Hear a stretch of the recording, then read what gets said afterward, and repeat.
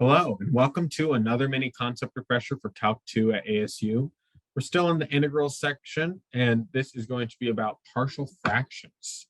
This is used most often in MAT 266 and 271 at ASU. So here's the integral that we're going to be looking at. Now, partial fractions is a way for us to break up a rational function that doesn't seem like it really wants to be broken up. So before we even worry about evaluating the integral, let's do some rewriting. So this can be rewritten as x times x squared plus 1. So basically, you look at the terms in the denominator. So we've got 2, we've got x squared plus 1. And you can rewrite this as a sum of fractions with those denominators, plus 1. Now, what goes on top is basically a polynomial with degree 1 less than the denominator. So this has degree 1, so we just get a constant up here. This has degree 2, so we get a linear function up here. And now we're just going to solve this. The first thing we're going to do is we're going to multiply out by this denominator on the left side. So here we'll just have 2x minus 3. Right, so it cancels out here.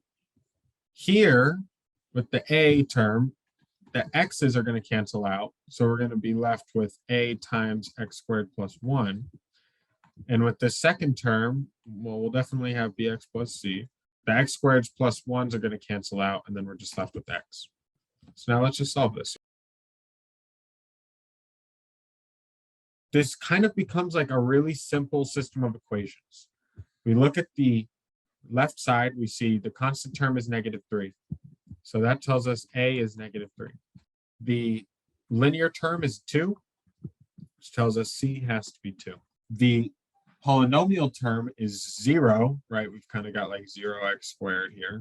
So that tells us that a plus b equals 0. So that tells us that b is going to be 3.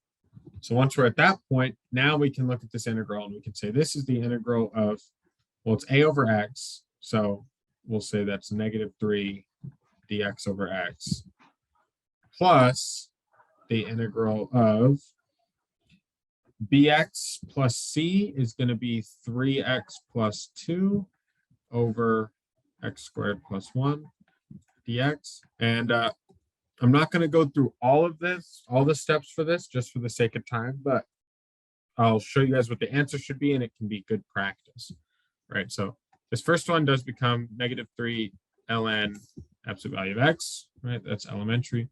And then we get, so when we evaluate this out, the answer we get is,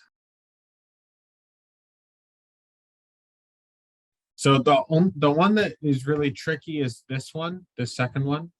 It's a substitution. That's the hint I'll give.